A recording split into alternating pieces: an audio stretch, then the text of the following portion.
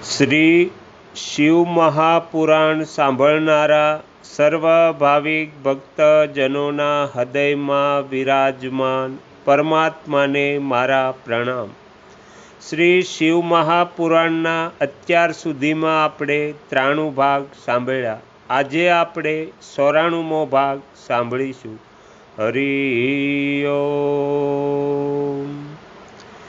ગિરિરાજ હિમવાન એ ઔષધિ બહુજ શિખર ઉપર ભગવાન શંકરનું શુભાગમન સાંભળીને એમના પ્રતિ આદરની ભાવનાથી ત્યાં આવ્યા। આવીને સેવકો સહિત ગિરિરાજે ભગવાન રુદ્રને પ્રણામ કર્યા, એમની પૂજા કરી અને અત્યંત પ્રસન્ન થઈને હાથ જોડીને એમનું સુંદર સ્તવન કર્યું। પછી હિમાલયે કહ્યું, હે પ્રભુ, મારા સૌભાગ્યનો ઉદય થયો છે જે આપ અહીં પધાર્યા છો। આપે તો મને સનાથ કરી દીધો છે, આવું કેમ ન થાય? અલબત્ત થાય જ। મહાત્માઓએ આ ઠીક જ વર્ણન કર્યું છે કે આપ દીનવત્સલ છો। આજે મારો જન્મ સફળ થઈ ગયો, આજે મારું જીવન સફળ થઈ ગયું, કેમ કે આપે અહીં પદાર્પણ કરવાનું કષ્ટ કર્યું છે। હે મહેશ્વર, આપ મને પોતાનો દાસ સમજીને શાંત ભાવથી મને સેવાને માટે આજ્ઞા આપો। હું બહુ પ્રસન્નતાથી અનન્ય ચિત્ત થઈને આપની સેવા કરીશ। બ્રહ્માજી કહે છે, હે નારદ, ગિરિરાજનું આ વચન સાંભળીને મહેશ્વરે થોડી આંખો ખોલી અને સેવકો સહિત હિમવાનને જોયો।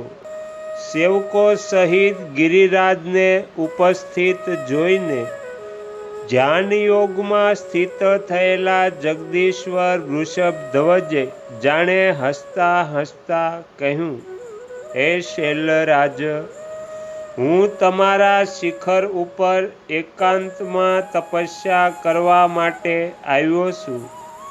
તમે એવો પ્રબંધ કરો જેથી કોઈ પણ મારી નિકટ ન આવી શકે। તમે મહાત્મા છો, તપસ્યાના ધામ છો તથા મુનિઓ, દેવતાઓ, રાક્ષસો અને અન્ય મહાત્માઓને પણ સદા આશ્રય આપનારા છો। દ્વિજ વગેરેનું તમારા ઉપર સદાય નિવાસ રહે છે। તમે ગંગાથી અભિષેકત થઈને સદાના માટે પવિત્ર થઈ ગયા છો। બીજાઓ ઉપર ઉપકાર કરનાર તથા સંપૂર્ણ પર્વતોમાં સામર્થ્યશાળી રાજા છો।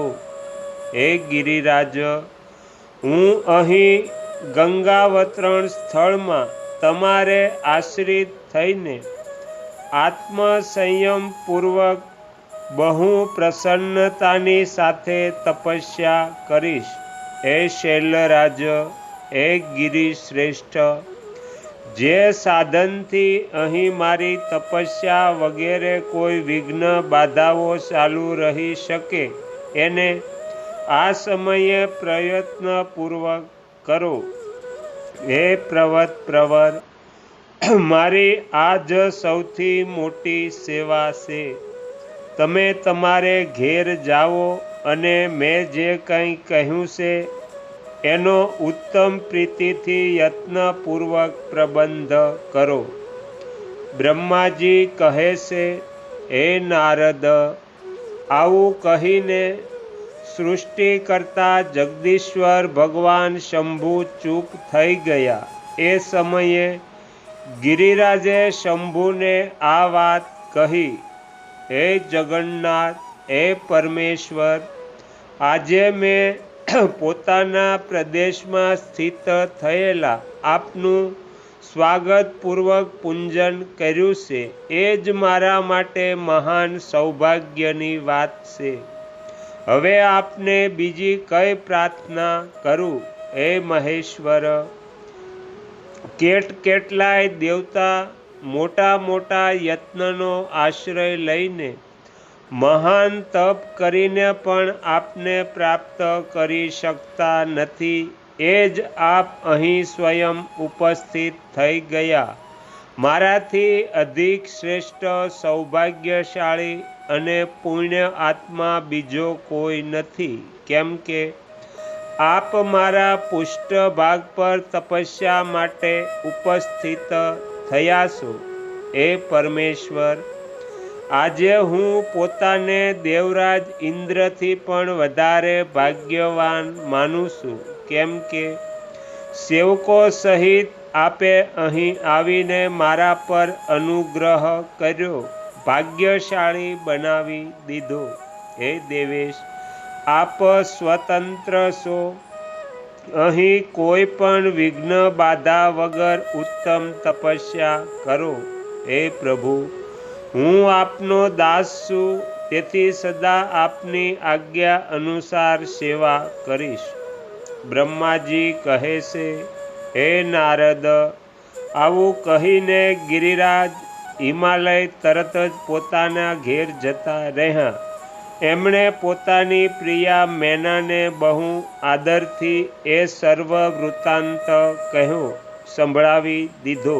ત્યાર પછી શૈલરાજ સાથે જનાર પરિજનો તથા સમસ્ત સેવગણોને બોલાવીને એમને સારી પેઠે સમજાવ્યા કે આજથી કોઈ પણ ગંગાવતરણ નામના સ્થાનમાં, જે મારા પૃષ્ઠભાગમાં જ છે, મારી આજ્ઞા અનુસાર ન જાય. હું આ સાચી વાત કહું છું. જો કોઈ ત્યાં જશે તો એને મહાદુષ્ટને હું વિશેષ દંડ આપીશ.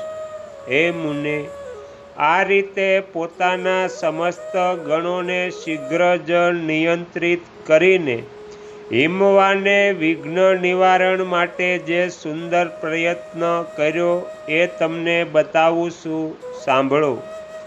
બ્રહ્માજી કહે છે, હે નારદ, તદંતર શૈલરાજ હિમાલય ઉત્તમ ફળ ફૂલ લઈને પોતાની પુત્રીની સાથે હર્ષપૂર્વક ભગવાન હર પાસે ગયા.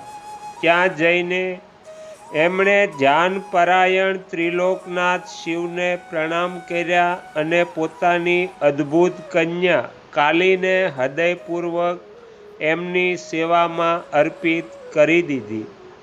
ફળ ફૂલ વગેરે બધી સામગ્રી એમની સામે મૂકીને પુત્રીને આગળ કરીને શૈલરાજે શંભુને કહ્યું, હે ભગવાન, મારી પુત્રી આપ ભગવાન ચંદ્રશેખરની સેવા કરવાના માટે ઉત્સુક છે, માટે આપની આરાધનાની ઈચ્છાથી હું એને સાથે લાવ્યો છું.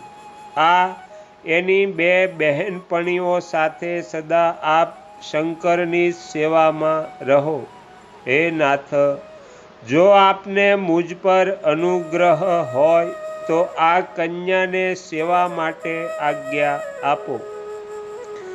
ત્યારે ભગવાન શંકરે એ પરમ મનોહર કામરૂપિણી કન્યાને જોઈને આંખો બંધ કરી દીધી અને પોતાના ત્રિગુણાતીત, અવિનાશી, પરમ તત્વમય ઉત્તમ રૂપનું ધ્યાન આરંભી દીધું.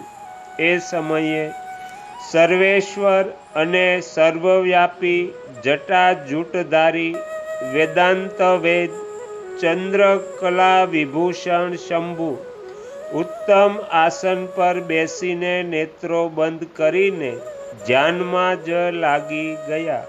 આ જોઈને હિમાચલે મસ્તક નમાવીને ફરીથી એમના ચરણોમાં પ્રણામ કર્યા. જોકે એમના હૃદયમાં દીનતા ન હતી તો પણ એ સમયે એ સંશયમાં પડી ગયા કે ન જાણે ભગવાન મારી પ્રાર્થનાનો સ્વીકાર કરશે કે નહીં. વક્તાઓમાં શ્રેષ્ઠ ગિરિરાજ હિમવાને જગતના એકમાત્ર બંધુ ભગવાન શિવને આ પ્રકારે કહ્યું. તો અહીંયા શ્રી શિવ મહાપુરાણનો 94મો ભાગ સમાપ્ત થાય છે. હવે પછીના વિડીયોમાં આપણે 95મો ભાગ સાંભળીશું.